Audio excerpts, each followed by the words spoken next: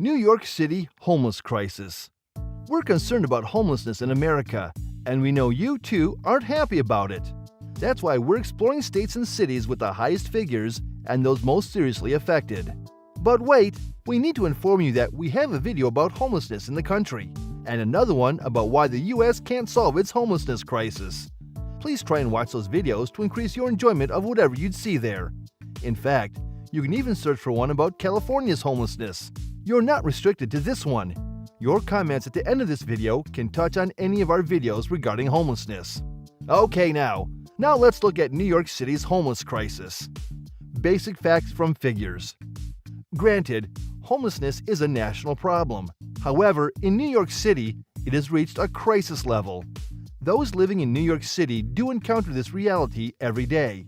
If you're a resident of the city, you will see them on the subway, on the street, at work, and even at school. You likely interact daily with friends and colleagues who are currently experiencing or are about to fall into homelessness. This will give you a better appreciation of the message and the figures we're about to share with you from the Coalition for the Homeless. This is a body in New York City that provides up-to-date information on the city's homeless population, which has reached the newest peak. Since the Great Depression of the 1930s, homelessness in New York City has recently reached unprecedented high levels. In December 2022, the city had 68,884 homeless people. Among these are 21,805 homeless children. Imagine a city with that number of children spending each night in the city's main municipal shelter system. As of that month, a near-record 22,720 single adults were among those sleeping in shelters each night. The shelter system of the New York City Department of Homeless Services, DHS, sheltered some 102,656 different homeless individuals during the city fiscal year 2022. Among such people also are 29,653 homeless children. The majority of families entering shelters come from a few clustered zip codes in the city's poorest neighborhoods. However, homeless families and single adults come from every community district in New York City prior to entering shelters. Here is another. The number of people in homelessness in New York has increased by 39% over what it was 10 years ago. It's even higher among the homeless single adults sleeping each night in municipal shelters. The number is now 112% higher than it was 10 years ago. Thousands of other homeless people are not even sheltered. They sleep on streets, in the subway system, in the park, and other public spaces. As a result of all that, there's no accurate measurement of the city's unsheltered homeless population. Thus, the recent surveys by the Coalition significantly underestimate the number of the city's unsheltered homeless. Causes of homelessness. We're still analyzing the findings of the Coalition for the Homeless. The primary cause of homelessness, according to the body, particularly among families, is the highest cost of housing. This lack of affordable housing has been a nationwide issue, common to all American states having high rates of homelessness. Other immediate causes are eviction, domestic violence, doubled up or severely overcrowded housing, job loss, and hazardous housing conditions. Yet, all those factors triggering homelessness wouldn't have had such a gripping effect on the U.S. cities if the cost of housing isn't too high. Studies show further that there is a strong connection between health conditions, especially mental health, and homelessness.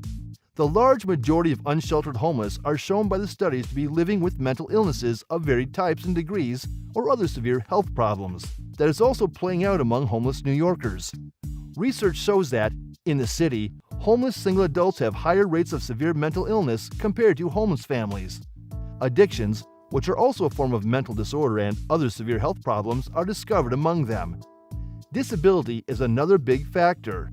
In November 2019, according to the DHS estimates, 68% of single adults, 77% of adult families, and 53% of families with children housed in shelters had at least one disability. Dissecting an insightful letter. Former members of the New York City Council, Corey Johnson and Stephen Levin, wrote an insightful letter to fellow New Yorkers that x-rays the dire condition of homelessness in the city. We found that letter instructive, and we would dissect it so that you can make more sense of this homeless crisis. The letter says that for approximately 80,000 New Yorkers, realizing those possibilities of finding a place to rest their heads at night is complicated by the experience of homelessness and that the reality is no longer acceptable. In recommending the way out, They call on every New Yorker to raise their voices and advocate that the federal and state governments meet their responsibilities to everyone, individually and as a city. All are encouraged to develop interests. Every New Yorker has likely walked by or shared a train car with a homeless person, knows someone personally who has been homeless, or may even be experiencing homelessness himself. The letter then recommends a solution that involves everyone. It finally passes the ball to the U.S. federal and state governments they accuse of failing to fulfill the roles they should play in alleviating poverty and other causes of homelessness. Who are the most affected? Data from the Homelessness Survey, taken in January 2019 by Continuums of Care, which appears to be the latest, was passed along to the Department of Housing and Urban Development, or HUD. This data indicates that homelessness is not a respecter of gender, race, age, or socioeconomic status. It affects people in every strata of society. According to the unique survey, we have among those sleeping in city shelters 15,000 single men, more than 4,500 single women, and 35,000 are either adults or children in families.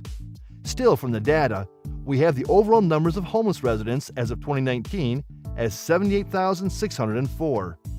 The vast majority of them, that is 74,982, were in shelters while 3,622 were not.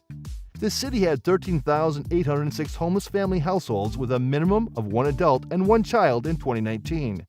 The number of unaccompanied homeless youths, under the age of 25, was 2,263 in 2019, a slight increase from the 2018 figure of 2,142. But to the Coalition for the Homeless, Black and Hispanics in New York City are disproportionately affected by homelessness.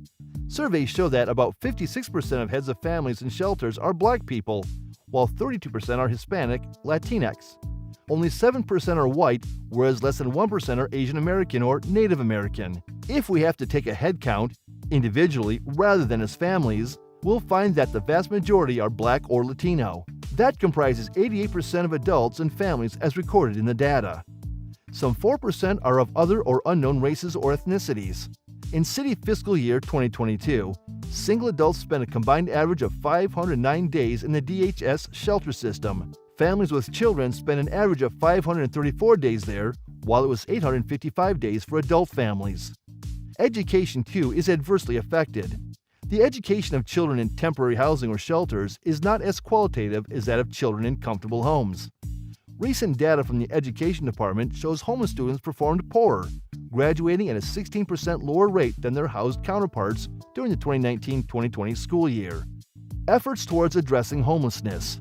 Giselle Reuther, a policy director for the Coalition for the Homeless, highlighted long-term policy solutions, including expanding access to housing vouchers, prohibiting housing discrimination based on criminal history, care for the disabled as potential steps to address disparities. In a statement to CBS News, the DHS claimed to be rising to that challenge, saying that the administration has made remarkable progress in addressing decades of disinvestment or underfunding in homeless services. The department added that it is helping New Yorkers experiencing some sort of homelessness to get back on their feet. It highlights its efforts to help bring the unsheltered figure down from a high point of 61,000 to less than 50,000. It has also helped more than 160,000 people to obtain secure housing. Mayor Eric Adams of New York City has also rolled out a plan to allow the hospitalization of more mentally ill homeless people against their will in a bid to tackle the homeless crisis, since most of the mentally ill individuals are homeless. The mayor said at the City Hall that the city had a moral obligation to assist New Yorkers struggling to meet their own basic necessities, such as housing, because of mental illness at all costs. Please, we're particularly interested in what you feel about New York and its homeless population. In addition to the content of this video, what do you think? Your comments, please. Thank you for watching this video. Please don't forget to subscribe, comment, and turn on the notification bell.